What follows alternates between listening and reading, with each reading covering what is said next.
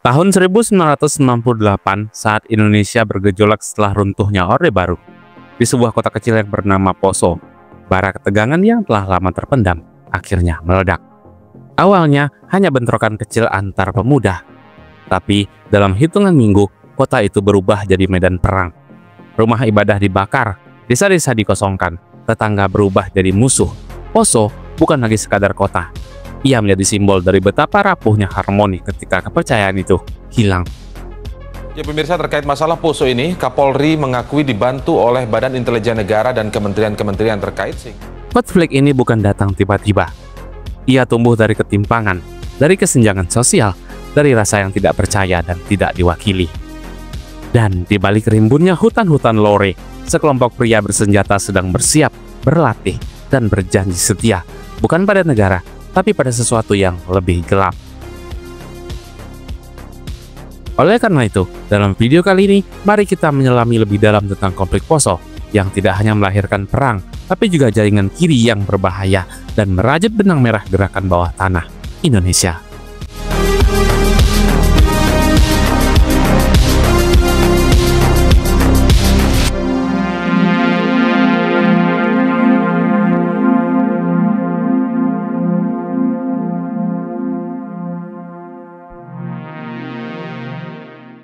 Di sebuah kota kecil di Sulawesi Tengah yang dikelilingi oleh hutan yang lebat, pegunungan, dan danau yang tenang, Kabupaten Poso, tempat ini adalah persimpangan budaya dan agama yang sangat unik. Di satu sisi, ada komunitas Muslim yang telah bermukim selama beberapa generasi. Tapi di sisi lain, komunitas Kristen juga sudah menancapkan akar yang kuat sejak masa kolonial dan Orde Baru. Pada akhir 1990-an, Poso bukan hanya sekadar daerah dengan keindahan alam yang memukau, tapi juga sebuah wilayah yang menyimpan ketegangan sosial dan politik yang mulai menggelembung dan perlahan menjadi sebuah bom waktu. Pradopo mengakui bahwa kepolisian tidak bisa bekerja sendiri dalam menangani permasalahan di Poso ini. Polri dibantu oleh backup intelijen, dia dari BIN, kemudian dari intelijen. Sebelum 1968, kehidupan di Poso berputar pada sektor pertanian, perikanan, dan perdagangan kecil. Penduduknya mayoritas hidup sederhana dengan mata pencarian sebagai petani kopra, petani pala, dan nelayan di Danau Poso. Namun, seperti banyak daerah lain di Indonesia, pembangunan ekonomi di sana tidak merata. Di tengah kondisi tersebut, muncul ketimpangan yang terasa antara kelompok Muslim dan Kristen. Masing-masing komunitas memiliki akses yang berbeda terhadap sumber daya ekonomi dan politik. Akses ini tidak selalu berdasarkan kemampuan atau usaha, tetapi sering dipengaruhi oleh hubungan politik dan patronase selama masa pemerintahan Orde Baru.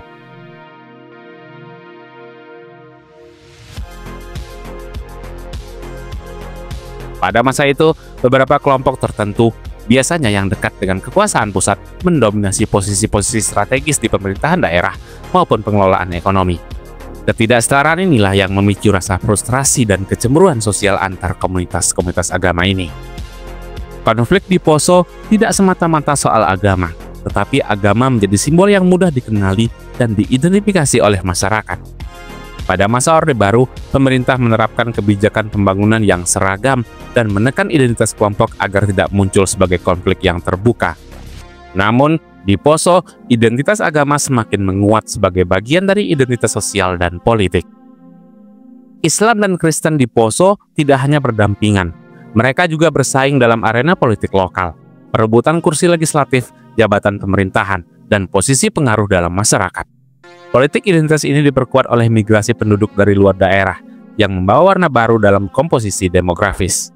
Untuk menjaga terciptanya suasana damai, menolak memberlakukan keadaan darurat sipil, serta campur tangan pihak asing.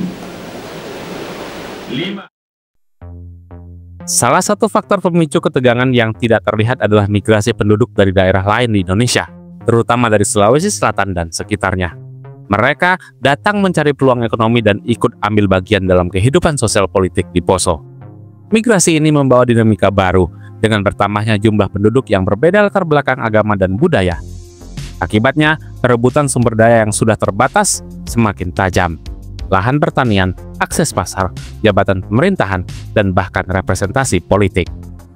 Bagi kelompok lama, mereka merasa posisi mereka sudah terancam, sementara pendatang berusaha membangun kehidupan baru. Dalam situasi seperti ini, perasaan ketidakadilan dan kecemburuan sosial menjadi mudah dipolitisasi dan dimanipulasi.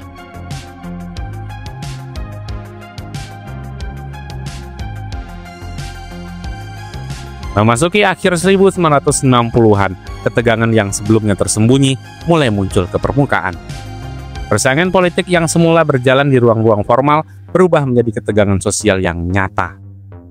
Beberapa insiden kecil yang tampaknya sepele menjadi pemicu letusan konflik. Misalnya, perselisihan antar pemuda yang berlatar belakang agama yang berbeda, sengketa lahan pertanian, hingga isu penempatan jabatan yang strategis. Pada saat yang sama, suasana nasional juga sedang tidak stabil. Reformasi 1998 membawa perubahan besar bagi Indonesia, termasuk kebebasan berpendapat dan penguatan identitas kelompok. Hal ini turut mempengaruhi situasi di Poso, di mana rasa saling curiga dan ketegangan semakin lama semakin tajam. Demanding for months. After 33 years of power, President Suharto finally resigned in a brief and apologetic.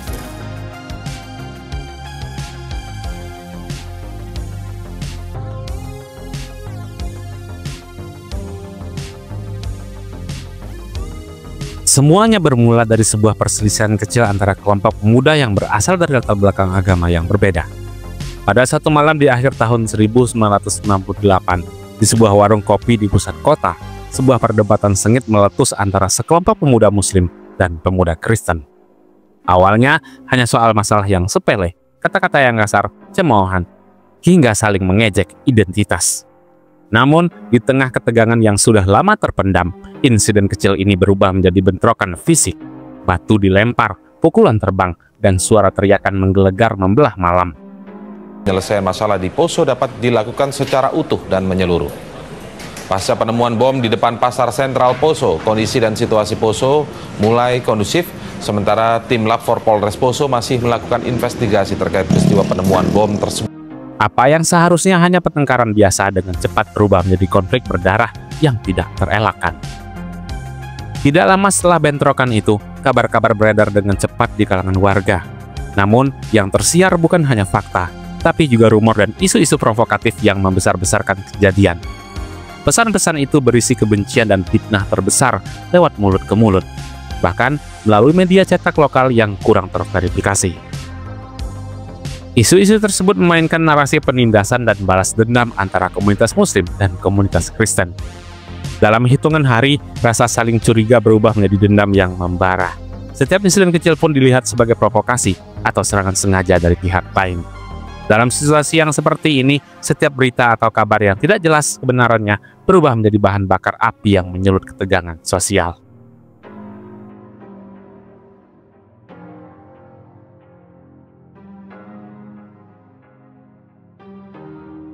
Pada awal tahun 1999, ketegangan yang awalnya terbatas di wilayah kota segera menyebar ke daerah-daerah sekitarnya. Serangan antar kelompok agama mulai terjadi di berbagai titik. Mulai dari bentrokan di pasar, pembakaran rumah warga, hingga penjarahan toko milik komunitas lain. Kekerasan yang sebelumnya berupa perkelahian antar pemuda berubah menjadi serangan yang terorganisir. Banyak keluarga yang kehilangan rumahnya, anak-anak yang kehilangan sekolahnya, dan puluhan nyawa melayang sia-sia. Tidak ada yang benar-benar menang, semua pihak terluka dalam perang saudara kecil yang menghancurkan tatanan sosial Poso. Di antara korban, ada juga yang berusaha menjadi jembatan perdamaian. Namun sayangnya, suaranya tenggelam oleh kebisingan amarah dan dendam. Situasi yang semakin tidak terkendali membuat pemerintah pusat mengirimkan pasukan militer dan polisi untuk mengendalikan keadaan. Namun, intervensi ini justru menimbulkan kontroversi. Sebagian pihak menganggap aparat keamanan melakukan tindakan tegas yang diperlakukan untuk meredam konflik. Namun, bagi komunitas yang merasa dizalimi, kehadiran aparat justru memperburuk keadaan. Ada tuduhan bahwa aparat bersikap berat sebelah, memihak kelompok tertentu, atau bahkan terlibat dalam pelanggaran HAM. Di beberapa insiden, penangkapan massal dan operasi militer yang keras menimbulkan trauma mendalam bagi warga sipil, menambah lapisan baru luka dalam konflik yang sudah memakan banyak korban.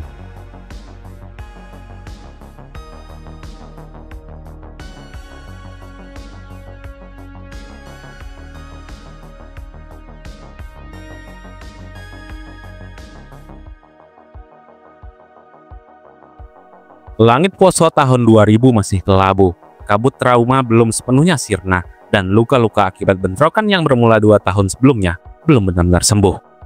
Tapi dalam diam, sesuatu yang lebih mengerikan sedang tumbuh di balik reruntuhan rumah-rumah warga yang sudah terbakar. Apa yang awalnya adalah bentrokan antar kelompok sipil, kini mulai berubah wajah, menjadi kekerasan yang terorganisir, berdarah, dan sangat terencana. Inilah fase ketika Poso tidak lagi sekadar menjadi medan konflik antar warga. Ia berubah menjadi ladang pertarungan yang lebih luas, melibatkan aktor-aktor dari luar daerah dan bahkan dari jaringan yang lebih besar. Kalau kesepakatan itu dicapai, if everyone had followed our agreement, this kind of riot, this kind of violence could have been prevented. Setelah berbagai gelombang kekerasan antara 1998 hingga tahun 2000, masyarakat di berbagai desa mulai membentuk kelompok pertahanan mandiri. Mereka membangun pos jaga, melatih pemuda, dan mempersenjatai diri untuk melindungi kampung halaman. Tapi, dalam situasi penuh ketegangan dan dendam, kelompok pertahanan ini dengan cepat berevolusi menjadi pasukan bersenjata yang lebih ofensif daripada defensif.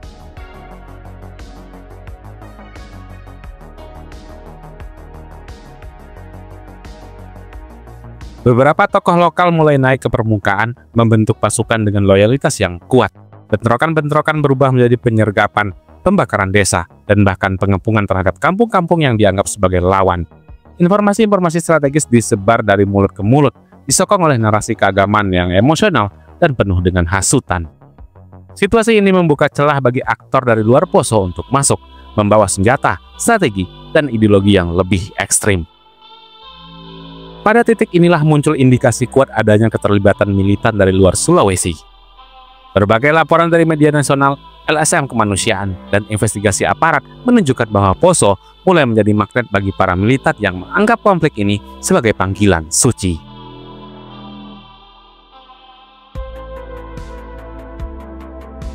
Nama-nama seperti Mujahidin Kompak mulai terdengar, organisasi berbasis di Jawa dan di Sumatera yang sebelumnya aktif di wilayah konflik Ambon.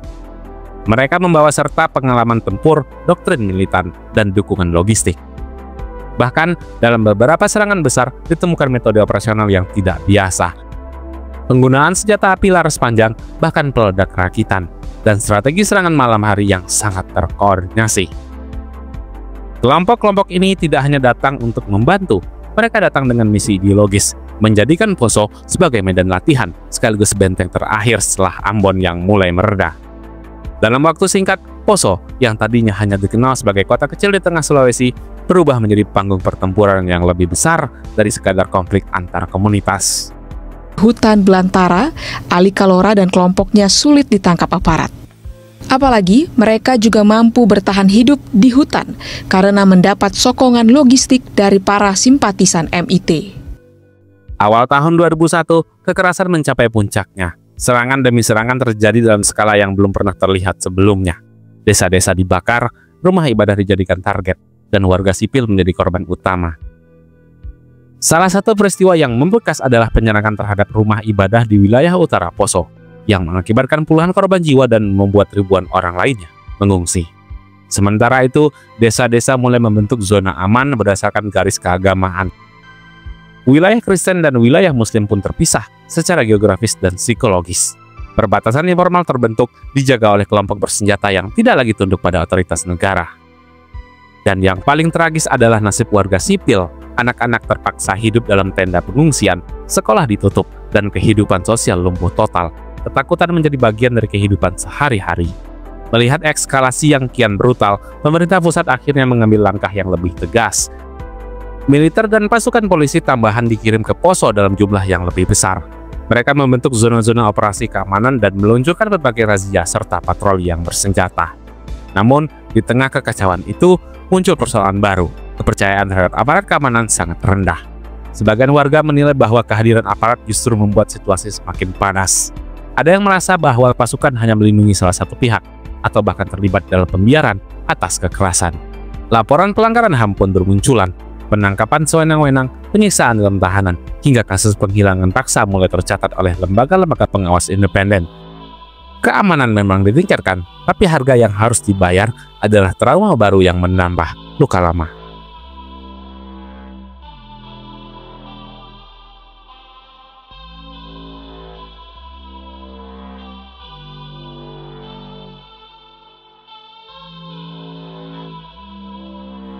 Ketika dentuman senjata berhenti, bukan berarti luka sudah mengering. Poso, akhir 2001. Suara tembakan perlahan meredup, tapi yang tersisa adalah kota yang nyaris tidak dikenali. Bangunan terbakar, rumah ibadah hancur, dan lebih dari 90.000 warga terpaksa mengungsi, meninggalkan tempat yang dulu mereka sebut dengan rumah. Dalam keheningan yang mulai terasa, muncul satu pertanyaan besar. Apakah ini akhir dari kekerasan? Atau hanya jeda sebelum badai berikutnya? Menyadari bahwa bentrokan tak kunjung usai dan korban terus bertambah, pemerintah pusat akhirnya turun tangan secara langsung. Kita laksanakan. Kemarin kan cara begitu sudah dilaksanakan juga Pak. Kekuatan kita tambah, akan ada sweeping, akan ada perujutan senjata, dan langkah-langkah untuk mengembalikan. Presiden Megawati Soekarno Putri mengutus Menteri Koordinator Politik dan Keamanan, yaitu Susilo Bambang Yudhoyono, dan Menko Kesra, yaitu Yusuf Kala, untuk memimpin upaya mediasi berskala nasional ini. Desa Malino di kaki Gunung Bawakaraeng, Sulawesi Selatan, dipilih sebagai lokasi pertemuan. Tempat yang jauh dari titik konflik, sejuk, dan damai. Diharapkan bisa memberi ketenangan bagi dua pihak yang selama 3 tahun saling mengangkat senjata. Tanggal 20 Desember 2001, 25 perwakilan dari masing-masing kubu, Muslim dan Kristen, duduk dalam satu ruangan. Di tengah udara dingin pegunungan, mereka menyimak satu sama lain. Sebagian menangis, sebagian lagi menunduk penuh amarah dan trauma. Namun dari situ, lahirlah perjanjian Malino I. Dengan isi yang sederhana dan penuh harapan di antaranya. Kedua pihak sepakat menghentikan permusuhan. Seluruh senjata ilegal diserahkan kepada aparat. Aparat keamanan diperintahkan bersikap netral dan profesional. Dan pemerintah menjamin pemulangan pengungsi, rekonstruksi rumah ibadah, dan pemberdayaan ekonomi korban.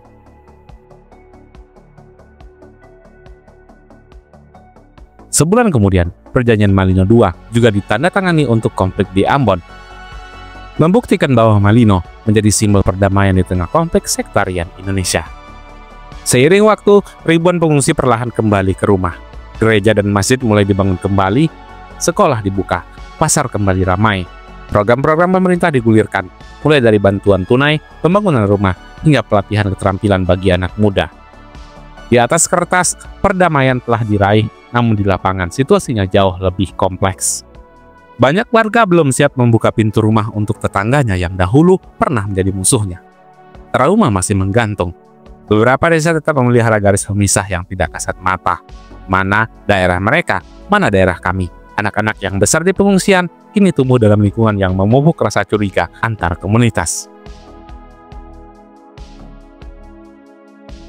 Meski konflik terbuka mereda, namun rentetan kekerasan kecil masih terjadi. Pembakaran rumah, penembakan misterius, dan ledakan bom rakitan yang entah dari mana asalnya. Di tengah damai yang rapuh, muncul kelompok-kelompok yang menolak berdamai. Beberapa mantan kombatan tidak menyerahkan senjata. Mereka memilih tetap hidup dalam mode siaga, bersiap jika konflik meletus lagi. Sementara itu, jaringan militan dari luar daerah melihat Poso yang penuh luka sebagai lahan subur untuk menyebarkan pengaruhnya. Salah satu tantangan terbesar pasca Malino adalah rekonsiliasi psikologis dan sosial. Tidak mudah untuk menyatukan dua kelompok yang pernah saling kehilangan anggota keluarga karena kekerasan. Tidak semua mau duduk di meja yang sama, apalagi membicarakan masa depan bersama. Lembaga-lembaga masyarakat, gereja, masjid, dan LSM mulai masuk dengan program-program healing dan pemberdayaan. Beberapa desa mulai dialog lintas iman, olahraga bersama, dan pertukaran pelajar antar komunitas. Namun, sebagaimana kata pepatah, membangun rumah butuh semen dan bata, tapi membangun kepercayaan itu butuh generasi. Perjanjian Malino bukanlah akhir dari cerita, ia hanyalah titik koma, tanda bahwa pertempuran bisa dihentikan, tapi penyembuhan adalah proses yang panjang. Poso saat itu berdiri di persimpangan, akan pulih dan bangkit, atau kembali tergelincir ke dalam kekerasan yang lebih terstruktur dan mematikan. Sejarah mencatat, meskipun senjata telah diletakkan, bayang-bayang konflik masih menghantui. Dan dalam bayang-bayang itulah, kelompok-kelompok ekstrim mulai menyusun rencana, dan menjadikan Poso sebagai basis baru bagi militansi di Indonesia. Tapi itu adalah cerita untuk bab selanjutnya.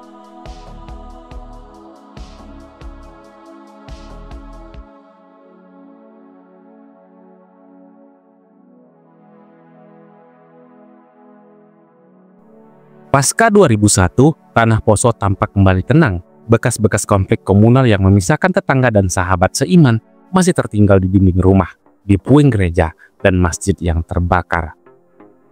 Di sekolah-sekolah anak-anak mulai kembali belajar. Di pasar, sayur dan daging kembali diperdagangkan. Namun, di balik damainya pagi dan senyapnya malam Poso, ada rencana lain yang mulai disusun. Rencana yang tidak datang dari hati yang ingin berdamai, melainkan dari mereka yang melihat luka sebagai peluang dan reruntuhan sebagai batu loncatan. Di saat warga Poso berjuang untuk sembuh, kelompok-kelompok ekstremis dari luar Sulawesi melihat Poso sebagai lahan yang subur. Bukan hanya karena medan geografisnya yang bergunung dan berhutan, tetapi juga karena emosi kolektif yang belum pulih. Di benak mereka, Poso adalah panggung jihad baru setelah front lain seperti Afghanistan, Ambon, dan Mindanao yang mulai tertutup atau terlalu berisiko.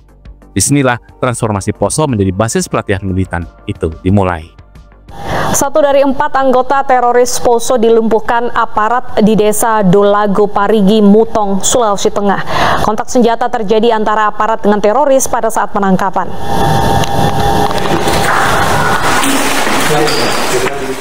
Beberapa pemuda Poso yang keluarganya menjadi korban atau pelaku dalam konflik komunal mulai terpapar narasi-narasi balas dendam dan pembelaan agama.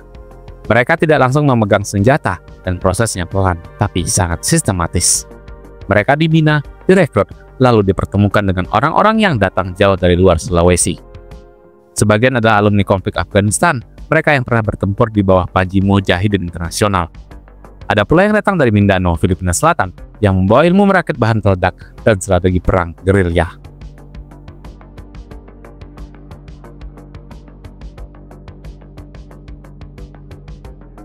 Mereka tidak datang dengan bendera, tidak pula datang dengan konvoi yang bersenjata. Mereka datang lewat jaringan sosial, lewat jalur distribusi bantuan pasca konflik, dan kadang lewat masjid-masjid kecil di pinggiran kota. Nama-nama mereka tidak tercatat di buku sejarah, tapi pengaruh mereka meresap ke dalam jiwa para pemuda yang tengah kehilangan arah. Di balik perbukitan Poso, di antara lebatnya hutan lore dan lembah-lembah yang terpencil, yang hanya bisa dijangkau dengan berjalan kaki berjam-jam, kamp-kamp rahasia mulai dibentuk. Di sanalah pelatihan fisik, ideologi, dan taktik bertempur itu diberikan. Pelatihan-pelatihan itu mencakup taktik gerilya, bagaimana bergerak tanpa terdeteksi, menyerang lalu mundur dengan cepat. Merakit bahan peledak, yaitu memanfaatkan bahan-bahan sederhana tapi mematikan. Dan doktrin propaganda, yang mengubah dendam pribadi menjadi narasi perjuangan. Dokumen intelijen dan laporan investigasi menunjukkan bahwa beberapa pelatih di camp ini memiliki pengalaman di zona konflik luar negeri. Mereka membawa manual, strategi, bahkan pengaruh jaringan global. Pelatihan dilakukan dengan kelompok-kelompok kecil dengan seleksi ketat agar tidak mudah disusupi aparat. Tidak hanya pelatihan yang dimatangkan, pendanaan juga diatur dengan sangat rapi. Banyak lembaga kemanusiaan yang masuk ke Poso pasca konflik, niatnya murni ingin membantu. Tapi di sela-sela bantuan yang tulus itu, ada beberapa jalur dana yang digunakan oleh kelompok-kelompok tertentu untuk mendanai pelatihan dan logistik mereka. Dana dari luar negeri, terutama dari Timur Tengah, masuk atas nama donasi, pembangunan pesantren, atau bantuan rehabilitasi. Namun, sebagian dana ini dialihkan, dibelikan senjata rakitan, logistik camp, hingga menandai pergerakan para kader. Aktivitas ini sulit untuk dideteksi karena dilakukan di bawah radar, menyatu dengan kegiatan sosial yang sah. Disinilah Poso benar-benar berubah dari medan konflik sosial menjadi arena latihan kekerasan ideologis. Apa yang dulunya bentrokan antar tetangga, kini berubah menjadi bentrokan sistematis yang diarahkan oleh pemikiran yang datang dari luar.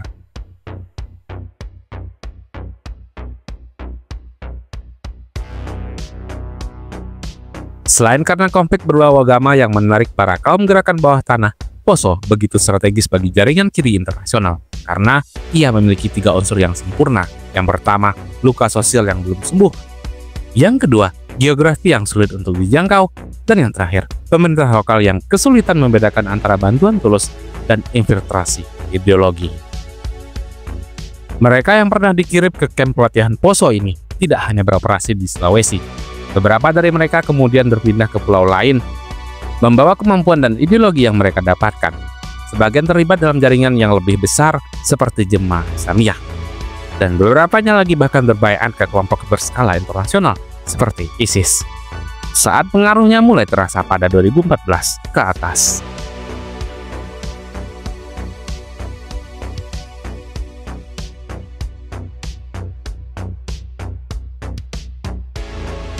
Ketika senjata disimpan, bukan berarti perang telah berakhir. Kadang ia hanya berpindah tempat ke dalam bayang-bayang.